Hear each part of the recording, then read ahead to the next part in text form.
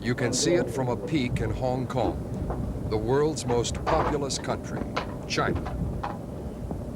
The distance between Hong Kong and China can be measured in many ways. And until recently, people would say that although the two societies were geographically close, they were worlds apart in every other respect. But all that is changing now as 1997 draws near and the British lease on the new territories begins to run out. The Chinese don't actually acknowledge the deal made between the British and China's 19th century rulers about Hong Kong. Nevertheless, they have agreed to negotiate the future of the disputed territory over the next few years, and they're pushing ahead to build new links with Hong Kong and the West. This is a border crossing bridge at Man Kam Tao. Hundreds of Chinese trucks line up to make the journey into Hong Kong. Signs like this one show that although we are in China, it's a new and different China, a country that is taking its cues from its next-door neighbor, one of the world's great manufacturing centers. The Chinese are looking outward, and one of the main reasons is that they need foreign capital to help modernize their economy.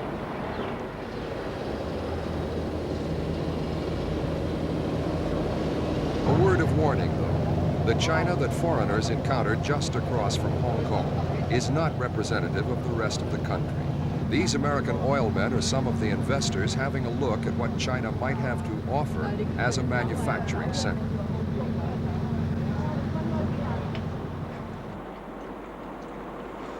The so-called foreign experts are certainly not expected to live a lifestyle similar to the ordinary Chinese. Western-style flats have been completed for foreign businessmen and their families. Shenzhen is a special economic zone, one of 4 that have been set up by the Peking administration. Nanyang Commercial Bank, a Hong Kong bank, set up its branch office there in January. Just 3 years ago, this area housed a few villages and paddy fields. Today, it is a bustling commercial site, an industrial city being built from scratch, a monument to the hard labor of Chinese workers and changing economic philosophies in Peking. Shenzhen comprises 126 square miles just north of the border with Hong Kong. 70,000 workers are now involved in building housing and factories. 30,000 more are on the way.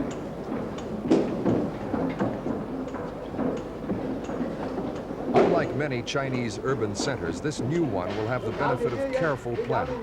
And the Chinese are going all out to provide facilities that Western businessmen want. This model shows 2 square kilometers of a special economic zone development, including factories with workers' housing located close by.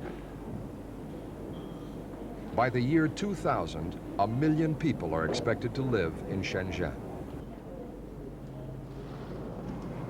3 years ago, the work was leveling hills and filling in valleys. Now 100 acres form a densely built urban area, and the old population has grown 4-fold.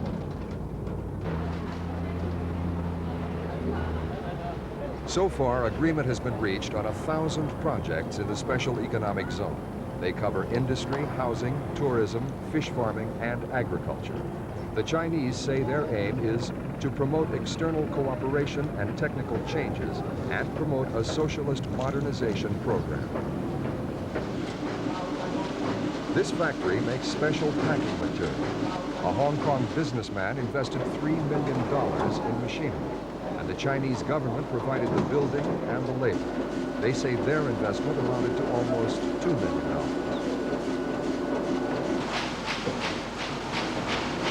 The average worker's income in this factory was about 80 yuan a month last year.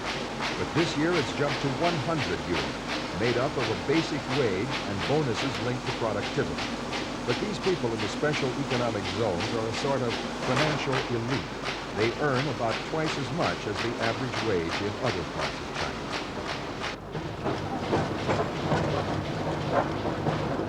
Hong Kong technicians came over at the beginning to help train the workers. The factory manager says he wants his people to work harder, but they are still learning on the job.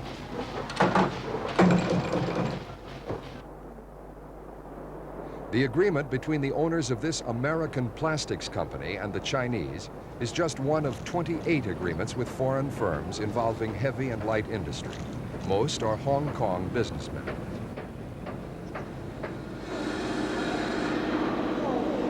This factory assembles Ford buses for export to Hong Kong. It's owned entirely by the Chinese. Equipment has been provided by the Ford company under a compensation trade agreement.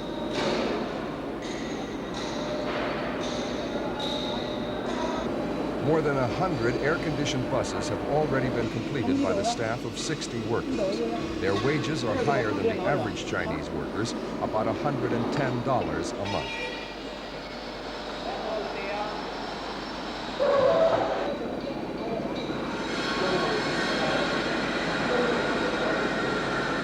Economic reforms go hand in hand with diplomatic efforts to have closer links with the West, and especially relations with the United States. George Bush, the American vice president, went to Peking in May to continue to build what he called an enduring relationship with China.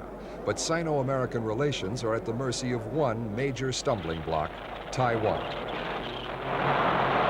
These are rare pictures of China's military machinery.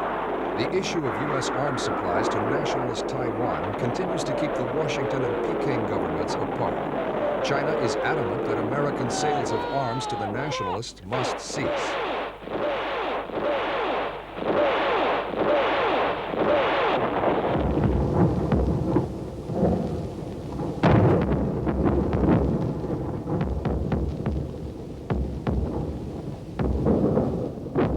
China's leaders say the sales are an infringement of China's sovereignty.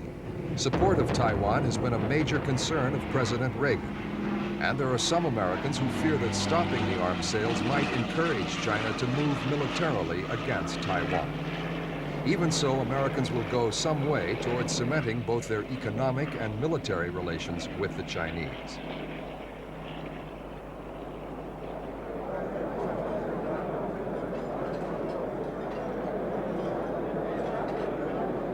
New Year's Day is always a special one in China, and hundreds of politicians from around the country gather in Peking for a celebration.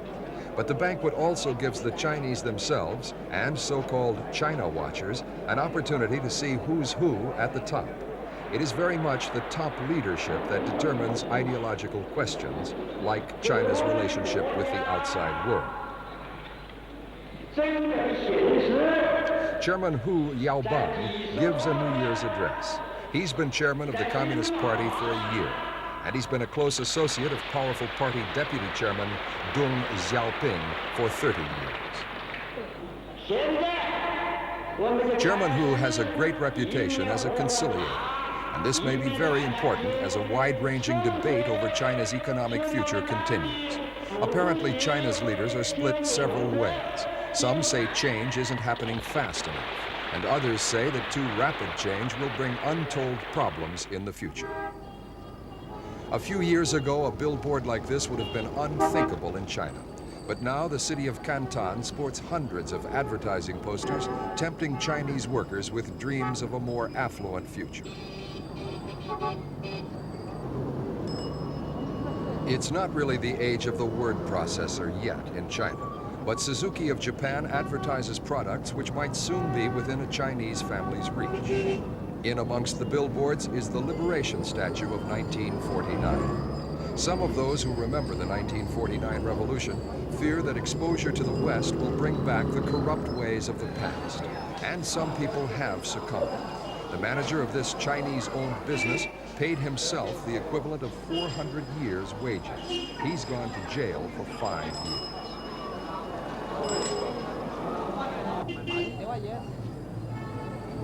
A sign urges people to be polite. Chinese socialism may be changing in many ways, but it still tries to ensure positive social attitudes. And though the tight reins on the economy are gradually being loosened, every stallholder must apply for and hold a license, and as this sign suggests, give good service.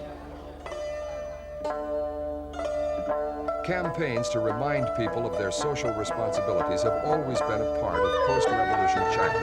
And it may seem a bit naive to many foreigners, but how else do a billion people live and work together? streets are swept clean as an example of good citizenship in a month dedicated to civic virtues. People are urged not only to work harder, but to refrain from cycling when drunk, avoid spitting on the ground, and quit shoving, snarling, or any other nasty behavior in a public place. Motorists are now allowed only 3 toots on their horns. Lots of people who visit China comment on how noisy it is.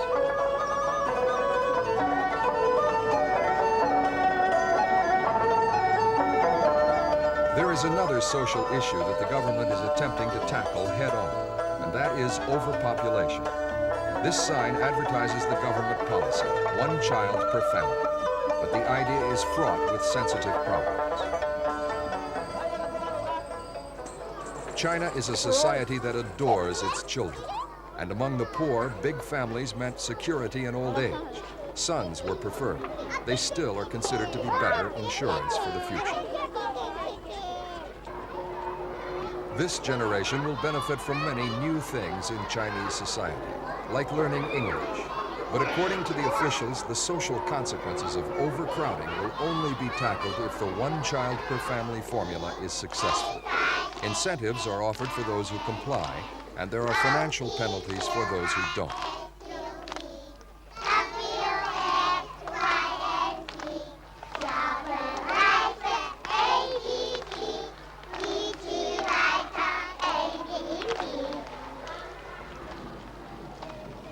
One foreigner, an Englishman, decided that China was a society worth investing his life in 1949.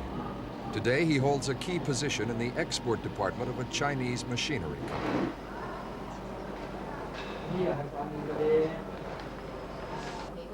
In 1949, David Young was a British petty officer in the Royal Navy based in Hong Kong. He fled after being threatened with court-martial. The incident involved his defense of a fellow sailor who refused to fire on the Chinese as his vessel, the HMS Amethyst, escaped down the Yangtze River. We just had a letter from the businessman in America. So-called foreign experts are much more acceptable in China today. English speakers are especially wanted because the Chinese have decided English is a necessity in order to deal with international businessmen. Take the material and tell them what parts they have to change. The Chinese have kept to themselves since the revolution, and there are still very few Chinese who have dealt with a European. But David Young is an exception. He is a valuable member of staff, able to understand things like strict American safety standards on machinery and translate the requirements to the workers. We asked him why he'd left Britain behind. Well, when I was a kid, I lived on Tyneside, and at that time, in the 30s, then perhaps it would be easier to say that I lived next, my hometown was next to Jarrow. That is the town that was murdered. Ellen Wilkinson wrote a book about it. That means there was a tremendous amount of poverty and unemployment at that time. So that that time, when I was a youngster, then I started to, as you might say, resent the life of an ordinary worker and how we had to live when I was a youngster. In Britain? That was in Britain, you see. Then there was the Second World War, and then I wanted to fight fascism. So by the time, at the end of the Second World War, well, I was, as you might just say, a red by that time. One of the great achievements of post-revolution China has been the sense of communalism fostered by the revolution's leaders. So simple things like planting trees serve 2 purposes. It helps conservation, and it gives people a sense of responsibility for their environment. And one thing the Cultural Revolution has done is ensure that everyone takes part in these practical but symbolic tasks. These people are from the newsroom of Canton Television. They, like everyone else in China, are asked to plant 3 trees a year.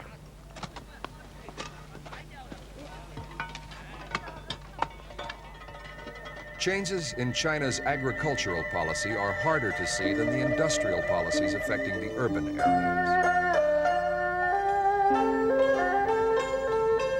Scenes like this one are deceptive. Though agriculture is still labor-intensive, there have been many changes in the life of the Chinese peasant. In 1979, the government decided to, as they put it, mobilize the enthusiasm of the peasants by paying more for their grain and introducing a series of liberal reforms around the commune.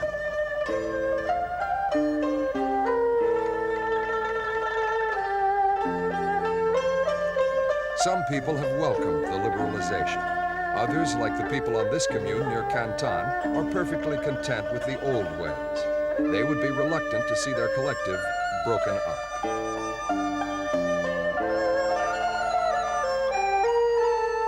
The women of the commune do their domestic chores. They are part of a collective that includes 10,000 households, 70,000 people. Everything a person requires, housing, health care, early schooling, and work, is provided within the collective. But new policies offer the possibility of breaking up collectives and distributing land to individual families. In fact, for the first time since the early 1960s, the term rich peasant is no longer a term of abuse in China.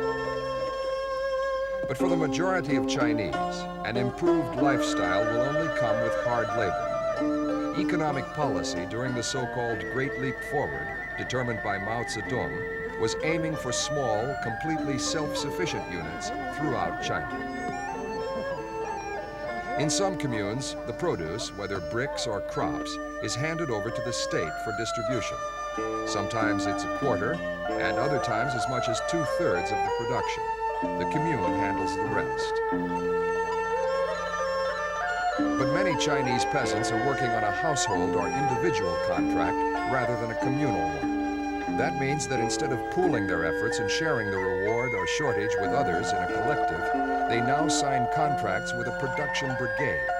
Individuals agree to supply a fixed amount of sugarcane, tobacco, or rice.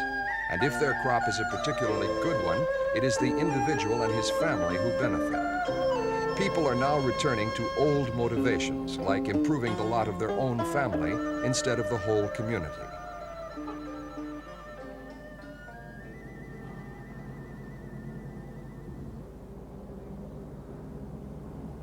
What goes on in the countryside may be of even more importance in the long term than industrial development. China has always been essentially a rural society. The revolution brought an end to feudalism, but not to labor-intensive agriculture. Now, more and more Chinese want the benefits of modernization. But what will happen as some individuals get a machine like this one, while others are left behind in another age? So far, the loosening of the power of the collective has proved popular. But the Chinese are also urged to remember that if everyone is to be fed, all agricultural productivity must be increased. People working the new so-called production responsibility plots are supposed to take into account the needs of the state. But people have begun to favor cash crops that will bring in more money than grain. The state could therefore suffer serious shortages and would have to think again about their new flexible agricultural policy.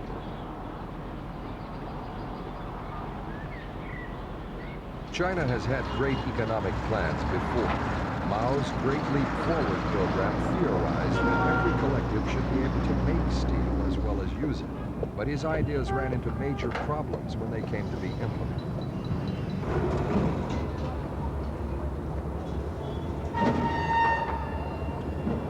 The theoretical discussions now raging among the cadres in Peking probably mean little to these building site workers in one of the special economic zones. They are part of an experiment that could change China dramatically. If it succeeds, they too will be able to afford some of the goods that will make their lives more comfortable.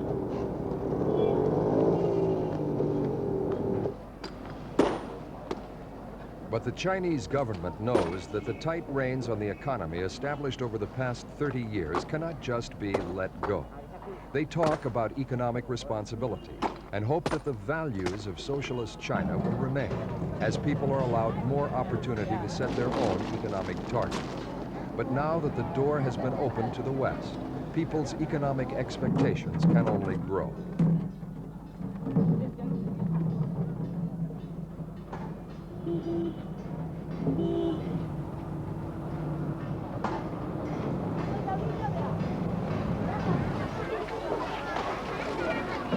Despite the efforts by the authorities to control the population, there are now believed to be 1 billion Chinese living in the Republic, an astonishing total representing 20% of all mankind.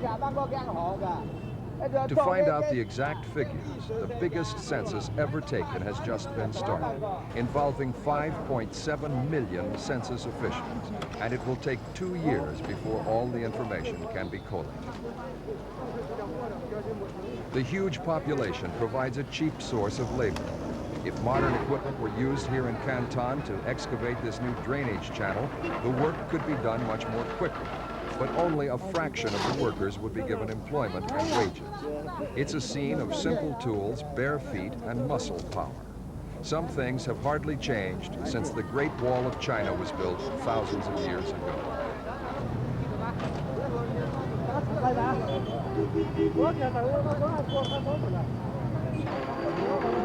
The sobering question is, will China ever be able to provide all its citizens with the kind of work and the level of wages seen in the industrialized countries? The answer is probably not, whatever political ideology is in vogue in Peking. The priority is to give everyone the basic necessities in food, clothing, and housing, and this has been achieved. Light and heavy industry are meanwhile being developed with some urgency. Capital investment from the West is welcomed, although the Chinese, traditionally cautious about getting into debt, do not like straight loans that have to be repaid with interest. They prefer joint development schemes, with the foreign investor welcome to take a considerable share of any profits. The Chinese are happy as long as each project gets the wheels of industry turning a little bit more. This is the rush hour, Chinese style. One of the enduring impressions of China is the discipline of its people. They work for a level of wages which would shock their counterparts in the West, and yet they avoid the apathy that often afflicts an ill-paid workforce. But as they see their leaders dabble with economic and political theories, they must surely wonder what their country will be like in, say, the year 2000. China, the sleeping giant of the Orient, is now stirring and faces years of struggle, development, and change. It may emerge as an economic and military superpower. But even if it does, it would not be too surprising if, at the turn of the century, Chinese workers were still going to work on bicycles.